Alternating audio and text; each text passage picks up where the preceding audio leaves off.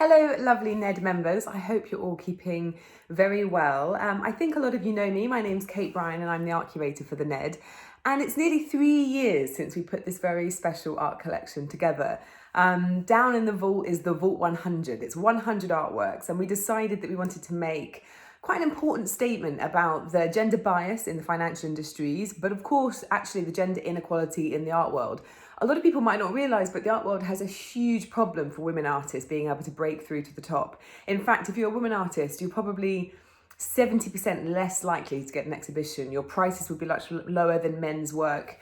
It's very difficult to get into museum collections if you're a women artist historically. And I think a lot of people are surprised by that. They think that the art world, being kind of very liberal and very creative, would be gender neutral, but it's not. At best, women get 30% representation instead of 50%. And that's when things are going really well. That's the 30%. So when I devised the art collection, I wanted to make a point about that. So we took the FTSE 100 CEO gender ratio, and at that time it was 93 men running the top companies and 7 women, and we inverted it. So we acquired the work of 93 women and just 7 men, which means that actually the Vault 100 down there is a really special historic collection. It's a snapshot of the art world in that moment of time. It wasn't easy to put together to begin with. Of course, the artists didn't know about the Ned. It wasn't on their radar. It's not a part of town that they normally go to. But you know what? As soon as I gave them this idea, and as soon as we got talking about this gender imbalance, and then they came to see the building and they saw how sort of extraordinary it was, full of history, but also quite sexy, and they kind of got the vibe of the Ned being something different and being something kind of cultural and a bit of a beacon in the city. Then they all signed up. First of all, I had to get Tracey Emin to sign up, because if you want the 100 greatest artists in the UK and 93 of them to be women, then you have to get Tracey Emin. And once we had Tracey, it became easier to get everybody else: Rachel Howard, Maggie Hambling, Helen Martin, Tacita Dean, Fiona Banner. Everyone said yes, actually. Even Jenny Holzer in the States, who I really wanted to have in this special collection. And also we complemented those very established museum level artists with some younger, more emerging artists. People like Sarah Maple and Anne-Marie James, Bea Bonafini. And actually those artists became the basis of the Vault 7, which was the secondary collection we did when we enhanced the restaurant areas downstairs. And there's 7 women artists there in that space. But that came later. It was a really exciting thing to put together, and I felt like on the opening night, there was a real buzz. It wasn't just women at the opening night, I should add. I mean, everyone wanted to come to that party. The 7 men were selected for the Vault 100, by the way, by the virtue of the fact that they collaborated with a woman artist. So there was no male solo artist in the Vault 100. Nick Jones, who I developed the art collection at the Ned with, said, well, why don't you get Damien to be one of the 7 guys? And I said, no, because it throws the whole thing totally out of balance. It had to be an artist that was committed in his practice to working with a woman. So there are a lot of artistic duos, and so that's how we did it. So it was Langlands and Bell, who are Ben and Nikki. So Ben was one of the 7. Idris Khan and Annie Morris are husband and wife.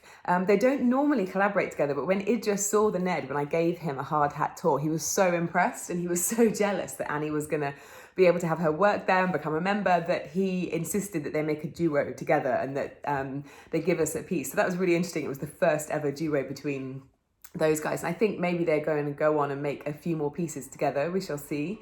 But the opening night was really, it was really special. It was really special to have the entire art world descend to the city in that way. And actually I remember Maria Baushaw came along, and it felt like, wow, changes in the air, because Maria Baushaw became the first woman to become the director of a major national UK arts institution. She runs all of the Tate galleries.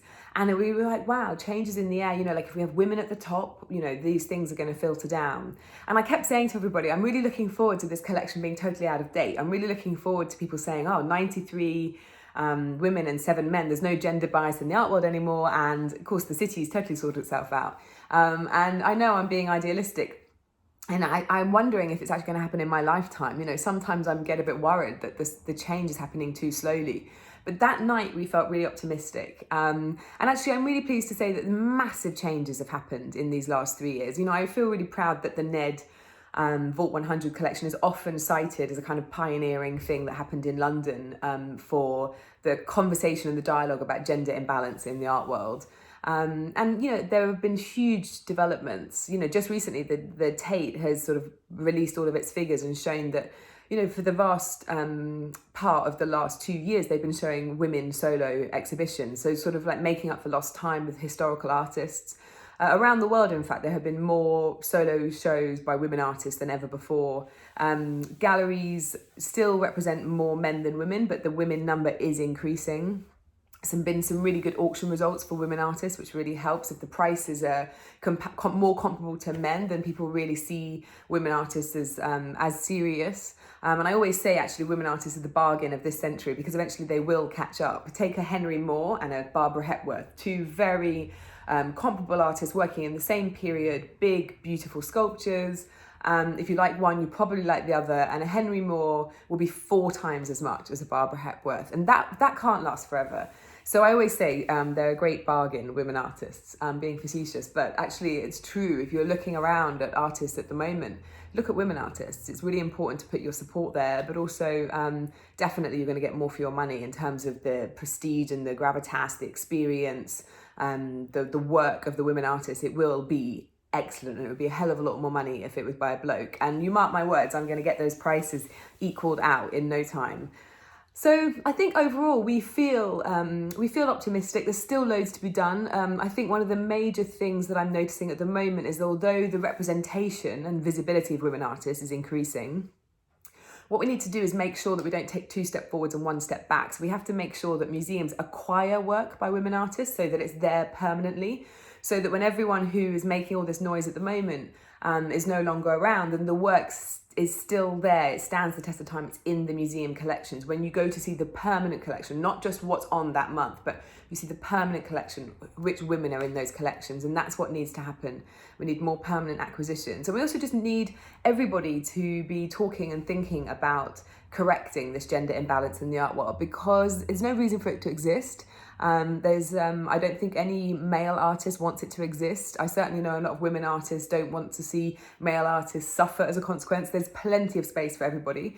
These things just need to be evened out. And it's just nice to take the time to reflect on the incredible journey we've been on at the Ned with the art collection there. And we have some, you know, if you buy me a drink sometime, I'll tell you some stories about what the artists get up to with their membership. I've had some really interesting encounters with them up on the roof in their bikinis while everyone is up there in a suit trying to get some work done. And they're up there living the life of Riley, which is exactly what we wanted them to do. So that's absolutely marvellous. And hopefully we will all be up there together very soon, and I'll be back with my beloved Ned art collection to see it, because I miss it already. I'd love to talk to you all directly, actually. If you want any tips or advice on how to put some art in your home, you can see mine is covered with art. Then I would love to give you some free advice, some tips on how to start an art collection, or how to maybe hone what you're doing, or great women artists you could be looking at, how to install a salon wall, some tips on framing, that kind of stuff. And so the lovely Ned team are going to organise for me to do an Instagram live with you. So stay tuned. It's going to be very soon. So get your questions ready, and I'll be here to answer them. Take care, everyone.